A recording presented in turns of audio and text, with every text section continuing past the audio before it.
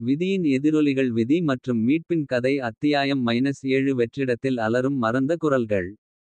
ஆரவ் முன்னேறிச் செல்லும்போது அவரது கண்கள் ஒளியின்றி. அவரது இருப்பு காற்றை சிதைத்ததால் ஆஷ்ராவின் அறையைச் சுற்றி நிழல்கள் அடர்த்தியாகின.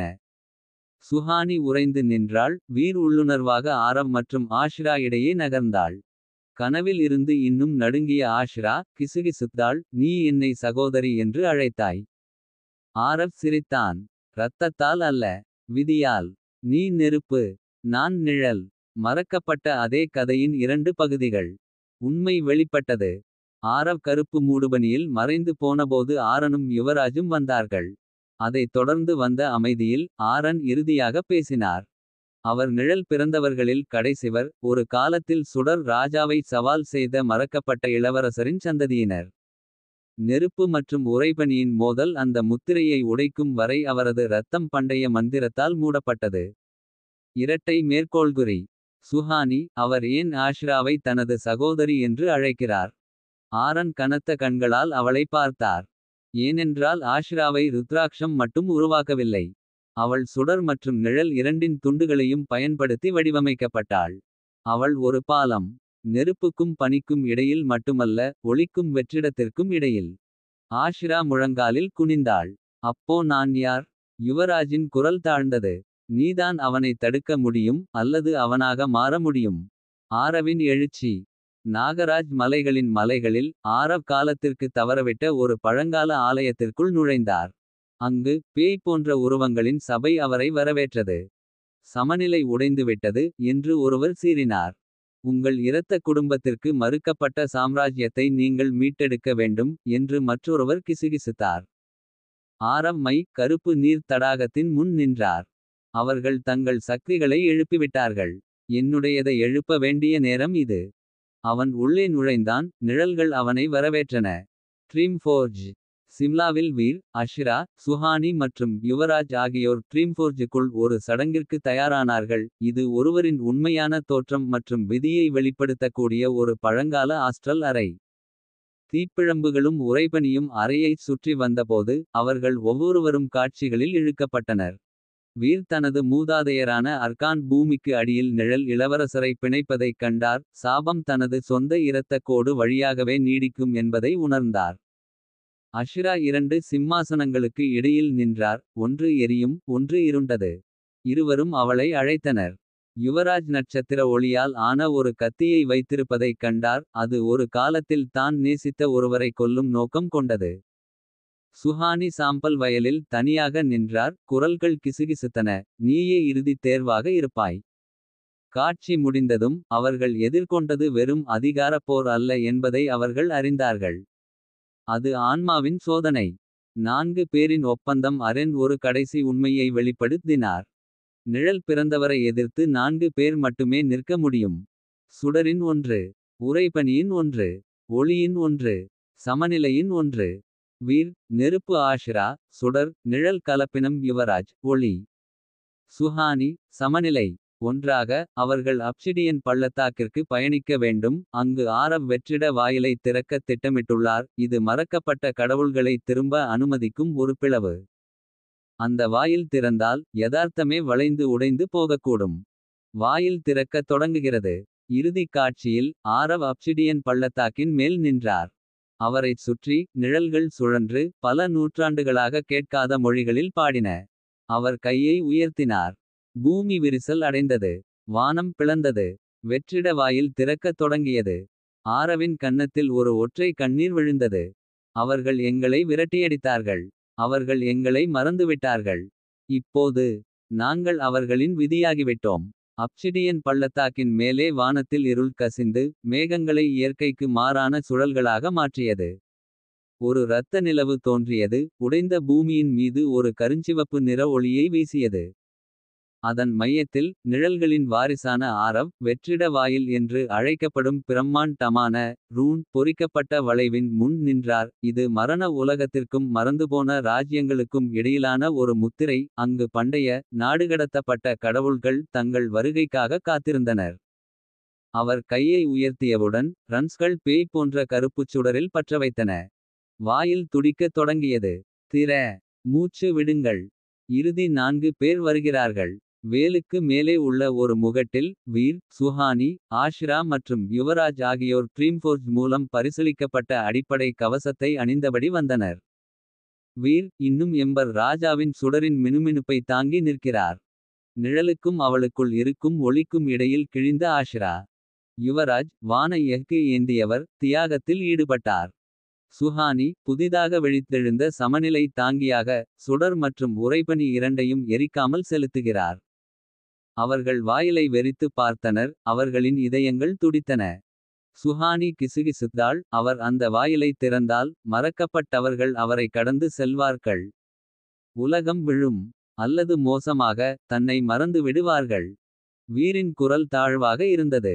அப்படியானால் இது இப்போது முடிகிறது. ஆரவின் அழைப்பு.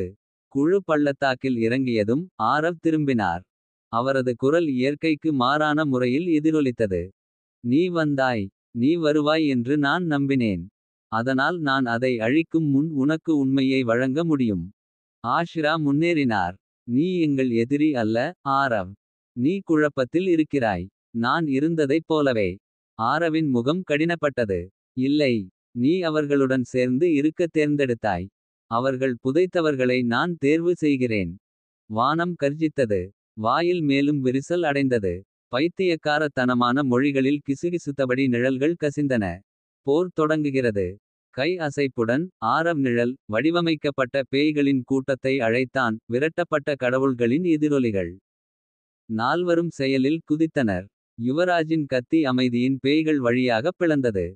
சுஹானி உறைபனி நெருப்பை அனுப்பினார், உறைபனி நிழல்கள் நடுவில் அலறல்.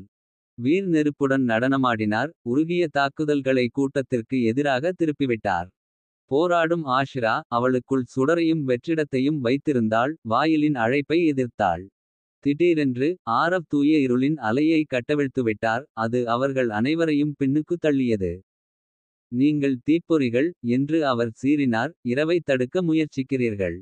ஆஷிராவின் திருப்புமுனை. மற்றவர்கள் திகைத்து போய் கொண்டிருந்தபோது ஆரவ் ஆஷிராவை அணுகினார். ஏன் இதை எதிர்த்து போராட வேண்டும்? நீங்களும் நானும் ஒரே பிளவிலிருந்து உருவாக்கப்பட்டோம். நாங்கள் சமநிலையின் குழந்தைகள். இந்த உலகத்தை ஒன்றாக மறுவடிவமைப்போம். ஆஷிரா மெதுவாக எழுந்தாள், நிழல்கள் அவள் கைகளில் ஊர்ந்து சென்றன, ஆனால் அவளுடைய சுடர் பின்வாங்கியது. நான் உடைந்த நிலையில் பிறந்தேன் என்று அவள் கிசுகிசுத்தாள். ஆனால் நான் யாராக மாறுவேன் என்பதை நான் தேர்வு செய்கிறேன். அவள் ஆரவுக்கு முதுகை திருப்பி, வீர் நின்றிருந்த நெருப்பு வட்டத்திற்குள் நுழைந்து அவன் கையை பிடித்தாள். அவர்களைச் சுற்றியுள்ள நெருப்பு வெடித்து தங்கச் சுடரின் குவிமாடத்தை உருவாக்கியது. வாயிலின் சிதறல். அணி மீண்டும் இணைந்தது, அவர்களின் சக்திகளை ஒளி, சுடர், உறைபனி மற்றும் சமநிலை ஒரு இறுதித் தாக்குதலாக இணைத்தது. வீரும் அஷிராவும் நெருப்பை செலுத்தினர். சுஹானி பனி மற்றும் விருப்பத்துடன் வாயிலை இடத்தில் வைத்திருந்தார். யுவராஜ் தனது வான கத்தியால் ரன்ஸின் இதயத்தில் நேரடியாக தாக்கினார். ஒரு பெரிய அதிர்ச்சி அலை பவளப்பாறையை கிழித்தது. வாயில் அலறியது. வானம் கண்ணாடி போல உடைந்தது. பின்னர் அமைதி. பாதி திறந்திருந்த வெற்றிட வாயில் இப்போது இடிந்து கிடக்கிறது. கிசுகிசுக்கள் நின்றுவிட்டன. மறக்கப்பட்டவர்கள் மறுக்கப்பட்டனர். இடிபாடுகளுக்கு மத்தியில் ஆரவ் இரத்தக்களரியாக கோபமாக மண்டியிட்டார். இது முடிந்துவிட்டது என்று நீங்கள் நினைக்கிறீர்களா? அவர் கண்கள் எரியும் வகையில் கிசுகிசுத்தார். நீங்கள் ஒரு காலத்தில் கடவுள்களை மறுத்துவிட்டீர்கள். ஆனால் நான் இப்போது அவர்களின் குரல். அவர்களின் பாத்திரம். அவர் புகையில் மறைந்துவிட்டார். யுவராஜ் அவர் முடிக்கவில்லை என்று முணுமுணுத்தார். வீர்வானம் மெதுவாக தெளிந்த அடிவானத்தை பார்த்தார். இல்லை. ஆனால் நாங்களும் இல்லை. அவருக்கு அருகில் உயரமாக நின்ற ஆஷிரா கிசுகிசுத்தாள். அவர் வரட்டும். நாங்கள் தயாராக இருப்போம். வெற்றிட வாயில் இடிந்து விழுந்தது, ஆனால் அது விட்டுச் சென்ற குளிர் இன்னும் காற்றை வேட்டையாடியது. இருள் பின்னுக்கு தள்ளப்பட்டிருந்தாலும் அது அழிக்கப்படவில்லை, அது பின்வாங்கியது. காத்திருந்தது. அப்சிடியன் வேலில் நடந்த போருக்குப் பிறகு வீர், அஷிரா, சுஹானி மற்றும் யுவராஜ் அமைதியாக நின்று இறக்கும் நெருப்புகளைப் போல நிழல்கள் பின்வாங்குவதை பார்த்து கொண்டிருந்தனர். ஆனால் அவர்களின் ஆன்மாவின் ஆழத்தில் அவர்கள் ஒவ்வொருவரும் அதை உணர்ந்தார்கள். ஆரவ் தோற்கடிக்கப்படவில்லை. அவர் இப்போதுதான் தொடங்கியிருந்தார். ஆரவின் இரகசிய சரணாலயம். பள்ளத்தாக்கிலிருந்து வெகு தொலைவில் ஆரவ் ஒரு பாறை ஓரத்தில் செதுக்கப்பட்ட ஒரு மறைக்கப்பட்ட கோவிலுக்குள் நுழைந்தார். எதிரொலிகளின் கருவறை. பண்டைய சுவர்கள் மறக்கப்பட்ட உண்மைகளை கிசுகிசுத்தன. அவனால் மட்டுமே கேட்கக்கூடிய குரல்கள். அவர் மறக்கப்பட்டவர்களின் பலிபீடத்தில் மண்டியிட்டார். அவர்கள் வாயிலை மூடிவிட்டார்கள். ஆனால் நான் உங்கள் இரத்தத்தை, உங்கள் நினைவை சுமக்கிறேன். நான் உங்கள் எதிரொலியாக இருக்கட்டும். திடீரென்று சுவர்களில் ஒன்று மின்னியது. அப்சிடியன் புகையின் நுழைவாயில் திறந்தது.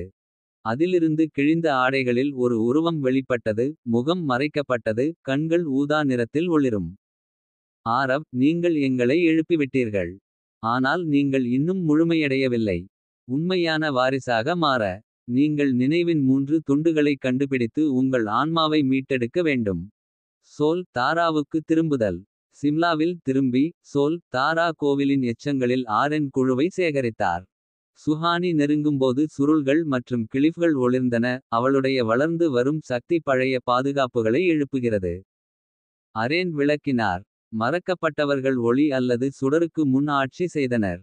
அவர்களின் சக்தி 3 நினைவகத் துண்டுகளாக பிரிக்கப்பட்டது. ஒவ்வொன்றும் ஒரு புனிதமான தளத்தில் மறைக்கப்பட்டது. கடந்த கால உண்மைகள் வாழும் மிரர்வுட். தூசியின் தொட்டில், அங்கு காலம் தூங்குகிறது. ஆன்மாக்கள் என்றென்றும் எதிரொலிக்கும் வெற்று வானம். யுவராஜ் கண்களைச் சுருக்கினார். ஆரவ் அவர்களை பின்தொடர்வார். வீர் தலையசைத்தார். அப்போ நாம முதல்ல போறோம். நமக்கு வரப்போறதை எதிர்கொள்ள நமக்கு வலிமை மட்டும் தேவை. இந்த துண்டுகள். அவை நாம் உண்மையில் யார் என்பதை பிரதிபலிக்கின்றன. என்று ஆஷ்ரா கிசுகிசுத்தாள். மிரர்வுட்குள். அவர்களின் முதல் இலக்கு மிரர்வுட், ஒரு மின்னும் காடு. அங்கு யதார்த்தம் நினைவைச் சுற்றி வளைந்தது. அவர்கள் அதில் நுழைந்ததும் உலகம் மாறியது. மரங்கள் தங்கள் எண்ணங்களை கிசுகிசுத்தன. நிழல்கள் பழக்கமான வடிவங்களை எடுத்தன. திடீரென்று சுஹானி தன் இளைய சுயத்தை நேருக்கு நேர் சந்தித்தாள். பயந்து தனியாக. அவள் ஏன் எப்போதும் வித்தியாசமாக இருக்கிறாள் என்று கேள்வி எழுப்பினாள். காட்டின் குரல் சொன்னது. உன்னுடைய சொந்த குழப்பத்தை முதலில் அறியாமல் நீ சமநிலையை வைத்திருக்க முடியாது. வீர் தன் தந்தையின் இறுதி தருணங்களைக் கண்டான். வீர் இன்னும் வெளிப்படுத்தாத ஒரு உண்மையிலிருந்து அந்த மனிதன் தன்னை பாதுகாக்க முயற்சிக்கிறான் என்பதை உணர்ந்தான். யுவராஜ் தான் ஒரு காலத்தில் நேசித்த ஒரு பெண்ணின் காட்சியைக் கண்டான். ஒரு கிராமத்தை காப்பாற்ற அவன் விட்டுச் செல்ல வேண்டிய ஒரு தேர்வு. அது இன்னும் அவனை வேட்டையாடுகிறது. ஆஷ்ரா தன்னை ஒரு குழந்தையாகக் கண்டாள். ருத்ராக்ஷத்தால் அல்ல, மாறாக ஊதா நிறத்தில் அங்கி அணிந்த ஒரு பெண்ணால். ஆரவை வழிநடத்திய உருவம் அணிந்திருந்த அதே அங்கிகளால். அவளுடைய இதயம் துடித்தது. அவள் யார்? என் உண்மையான தாய். முதல் துகள் மிரர்வுட்டின் மையத்தில். அவர்கள் ஒரு படிக பீடத்தை கண்டார்கள். அதற்கு மேலே மிதந்தது சத்தியத்தின் துகள். ஆனால் வீர் கையை நீட்டியதும் தன்னைப் பற்றிய ஒரு நிழல் பதிப்பு தாக்கியது. அவரது குற்ற உணர்வு, கோபம் மற்றும் பயத்தின் வெளிப்பாடு. மற்றவர்கள் தங்கள் சொந்த இரட்டையர்களை எதிர்கொள்ள வேண்டிய கட்டாயம் ஏற்பட்டது. அவர்களின் ஒவ்வொரு பலவீனத்தையும் கேலி செய்யும் இருண்ட பிரதிபலிப்புகள். தங்கள் கடந்த காலத்தை ஏற்றுக்கொள்வதன் மூலமும். அவற்றை மறுக்காமல் இருப்பதன் மூலமும் மட்டுமே. அவர்கள் மாயைகளை தோற்கடிக்க முடியும். அவர்கள் ஒன்றாக, நசுக்கப்பட்டவர்களாக, வலிமையானவர்களாக நின்று முதல் துண்டை உரிமை கொண்டாடினர். சுஹானி அதை உள்ளங்கையில் பிடித்தபோது. மரங்கள் வழியாக ஒரு குரல் கிசுகிசுத்தது. ஒரு உண்மை கண்டுபிடிக்கப்பட்டது. 2 இன்னும் தொலைந்து போயின. மேலும் அவர் ஏற்கனவே 2வது துண்டில் இருக்கிறார். காலம் உறைந்து ஒவ்வொரு மணல் துகள்களும் மறந்துபோன கதையைச் சொல்லும் தூசி தொட்டிலில். ஆரவ் ஒரு பழங்கால மணிமேகலையின் முன் நின்றார். அவரது கையில் 2வது துண்டு, நினைவின் துகள் மின்னியது. அவர் சுழலும் காற்றை நோக்கித் திரும்பி கூறினார். அவர்கள் என்னை துரத்துகிறார்கள் என்று நினைக்கிறார்கள். ஆனால் நான் ஏற்கனவே முன்னால் இருக்கிறேன். அவர்கள் வரட்டும். நான் காத்திருப்பேன். ஹாலோஸ் கையில்.